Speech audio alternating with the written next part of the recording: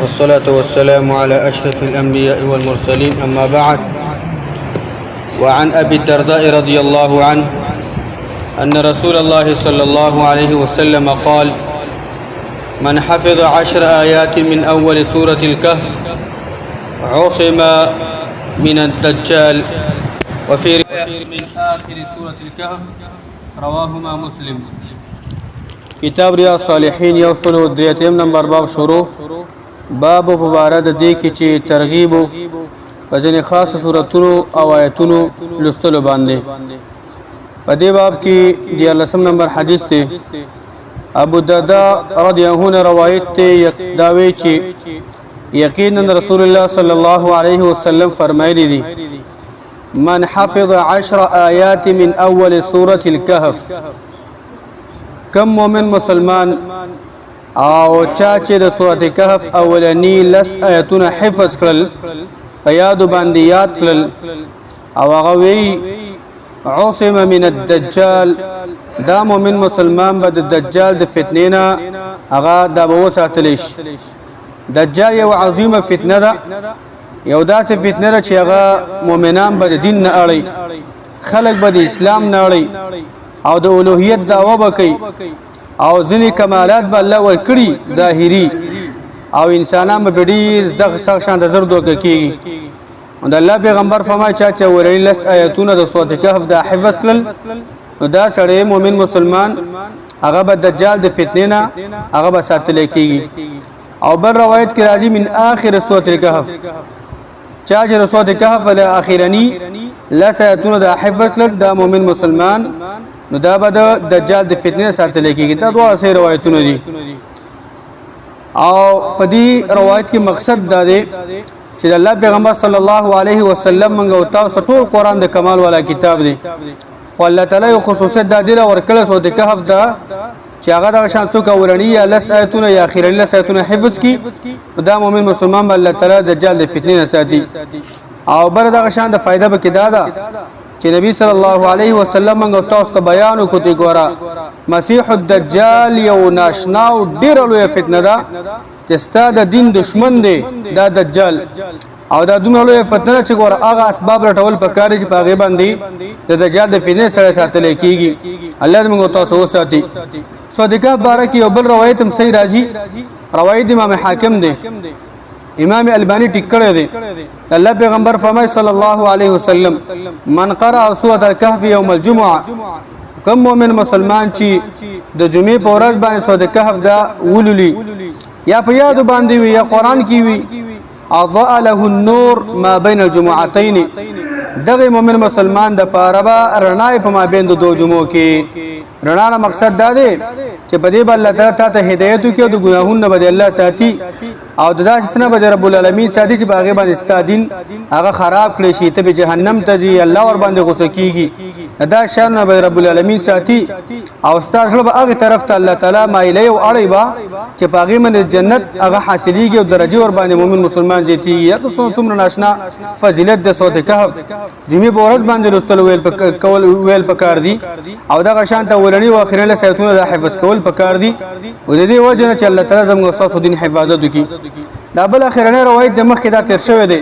هماغه د عبدالله بن عباس روایت دی چې نبی صلی الله علیه وسلم سره جبرئیل علیه السلام ناستو، یو اواز د بره د الله پیغمبر واورېدو، سر چې اوچت کو، نو جبرئیل علیه السلام ورته وویل چې دا یوه دروازه ده، هذا باب من السماء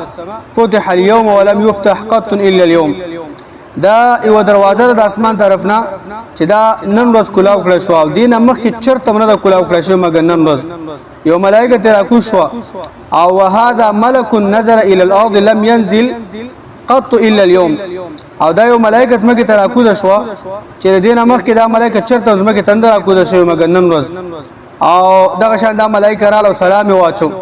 بیا د الله پیغمبر صلی الله علیه وسلم جبرئیل السلام دا نقل کوي، وقال دې ملایکې ویل: ابشر بنورین اوتیتهما لم یؤتهما نبی قبلک، اے پیغمبر صلی الله علیه وسلم په دوه رڼاګانو باندې زیره در واخله مبارک شه، تا ته دغه شان دغه دوه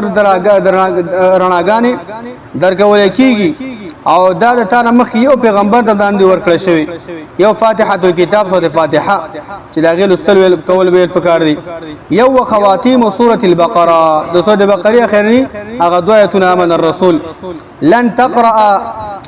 بحرف منها الا اعطيته او چرتم تداغي او حرف دغه شانته هغه نه لولي مگر هغه برکات او خیرونه او درجی ثوابونه هغه به تا درکول کیږي مقصد دې باب دا ډېر بهترین او خوندور بابو سجبه کې ولستل شو دا په عمل کې راوستل پکار دي یو دا غیره دار چې دغه شانته سار او ماخم دغه شانته سو دي اخلاص او معوذتين دا سورتونه درې ځل پکار دي سار او ماخم هر فرمونه روس دغه شانته یو ځل پکار دي باب خلاصه دا او دغه شانته سار او ماخام آیت الکرسی ول پکار دی کله سره دغه شانته پرمون روس آیت الکرسی ویل پکار دی الله بستا درجه وزتای او دغه شانته کله چې څوک دکیږي آیت الکرسی او درې ځل دغه شانته صوت اخلاص او معوذتين صوتونه دغه شانته لستل کول پکار دی په دې باندې رب او دغه شانته جوړ پرما صوت کاف لله او اولنی او اخرین صوت کاف آیتونه لا آیتونه دا په یاد باندې ځکه رب العالمین بستا د ایمان ستا د بدن ستا د مال ستا د دین ستا د اسلام ستا د حیا او د عزت دا شان د هر څه حفاظت به رب العالمین کوي او دا لا پرې چې رب العالمین بدن راضي شي ګناهونه به الله معاف کی جنت درجه به الله تعالی اوچته کی قبر به رڼا کی او ستا د بدن ستا د بچي رب العالمین په خیر کې استعمالي زګر د سود غف هغه کمال دادې الله به تا بدی په سما نه خبکې چې په دغه شادي سب الله نه به خښتاړ اور باندې خبکېږي اولاد د خوانه خزه د خوانه یعنی الله به تا د دوه جمعې دا یو جمعه رڼا کوي خوشاله نه وته الله تعالی درکې او ستا هم دینی هم دنیوي خوشاله نه الله تعالی درکې دا خو زمونږ اوسو د مسلې چې سبا چې شي دي پریشانی ده دې سره تعلق نشته 15 منټه درس ویل کېږي والله کو څوک شوق مانی کینی دی یو حدیث به زمونږ سلفو رواتو دو میاشتې درې میاشتې مزرونه کړی دي او دا شان دا یو مسله یاد کړی ده نن سبا چې علم څومره ډېر شوی دی عمل هغه کم شوی دی دینی شوق کم شوی دی د دنیا محبت هغه سیوا شوی دی څومره چې دنیا زیاتیږي هغه پریشانی سیوا کیږي